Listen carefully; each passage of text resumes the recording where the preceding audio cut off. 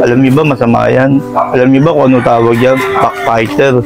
Alam mo, Ruel, ano kaya kung sa inyo gawin yan? Pag wala kayo, pag-uusapan kayo, anong mararamdaman nyo? Di ba masasaktan kayo? Narinig niyo po lang kami, Kuya Agustin. Hindi naman po ako yun eh. Si Lando saka si Ryan po yun. Pinag-uusapan si Randy pag nakatalikod. Nadadamay lang po ako, Kuya Agustin. Alam ko naman, Ruel, tunay kang kaibigan ni Randy. Sana yung kaibigan mo yan si Randy, pagsabihan mo na huwag magtiwala kay Lando saka kay Ryan. Na hindi naman siya tinuturing na tunay na kaibigan. Sige po, Kuya Agustin. Pag-iisipan ko po lahat ng mga sinabi niyo sa akin. Teka nga pala mga pare, malapit na pala birthday ni Randy.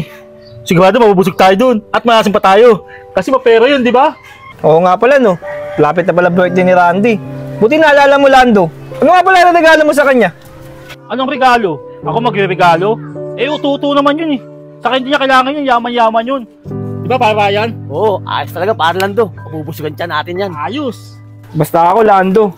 Magbibigay ako ng regalo kay Randy. Kahit di naman mamahalin, siguro matatanggap naman niya yun. Ikaw bahala.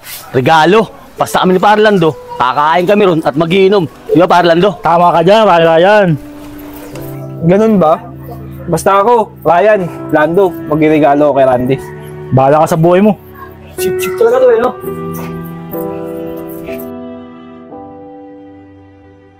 Randy, maraming salamat nga pala sa birthday mo kahapon na inibitahan mo kami. Siya nga pala, pagpasensya mo na yung regalo ko sa'yo. Umumurain lang. Ano ka ba, pre? Okay lang sa akin yun. Ang importante, nakapunta kayo sa birthday ko. Mga kaibigan ko kasi kayo eh. Parlando, asan nga pala si Para Ryan? Ayun, nalasing. Ang takaw-takaw kasi, sumaktan tiyan. Para Randy. Saka nga pala, para Randy, pasensya ka na ha, kung wala ko regalo sa'yo ha. Saka hindi mo siguro kailangan yun. Mayaman ka kasi. Okay lang yun sa akin, Parlando. At least, nakasama ko kayo. Mga tunay ko talaga kay mga kaibigan. Paano ba yun, para Randy? Aalis muna ako, kasi may pupuntahan pa ako eh. Sige, Parlando. Ingat ka. Oh, paano para Ruel? Alis na muna ako. May asikasuhin kasi ako eh. Teka lang, parang Randy, may sabihin nga pala ako sa'yo. Pero sana, sa ating dalawa lang to pag-uusap na to. May sasabihin ako tungkol kay Lando. Oh, ano naman yung sasabihin mo tungkol kay parang Lando? Pre, si Lando, huwag ka masyadong magtitiwala dyan. Kasi, inuuto ka lang yan at pinaplastic ka lang yan. Ano pre? Hindi ako naniniwala sa'yo. Saka huwag mo sirain yung pagkakaibigan namin. Mas nauna ko sa naging kaibigan kaysa sa'yo. Makalis na nga.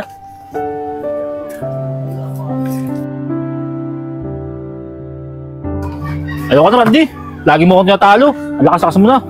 Nung nakaraan, pinagbibigyan lang kita. Pero ngayon, di na. Oh, napapansin ka. Kayo na lang lagi magkasama. Nasaan nga pala si Rowel? Ewan ko nga po, Kuya Agustin eh.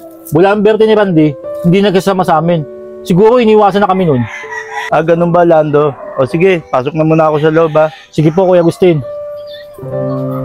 Paano ba Randy? Uuwi muna ako. Kasi may gagawin pa ako sa amin eh. Sige na Randy, uuwi muna ako. Sige, pare. Ingat ka. Oh, Kuya Agustin. Dito na po ako. Kasi wala na po akong kasama eh. Teka lang, Randy. Pwede ba ako magtanong muna sa'yo? Sige po, ano po ba yun? Tara muna dito, umupo muna tayo rito. Sige po, Kuya Agustin. Randy, matanong ko nga lang, bakit hindi na sumasama sa inyo si Rowel? Ayun po ba, Kuya Agustin? Kasi may sinabi sa akin si Rowel, pinaplastic lang daw ako ni Lando. Saka kung ano-ano pa sinasabi sa akin pag nakatalikod ako.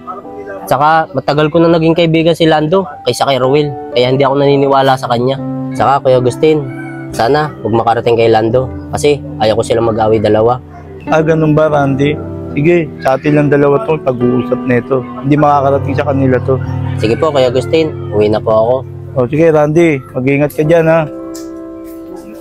Ginawa pala ni Rowel yung pinayo ko sa kanya. Kaso si Randy, hindi naniwala. Nagtiwala pa siya kay Lando.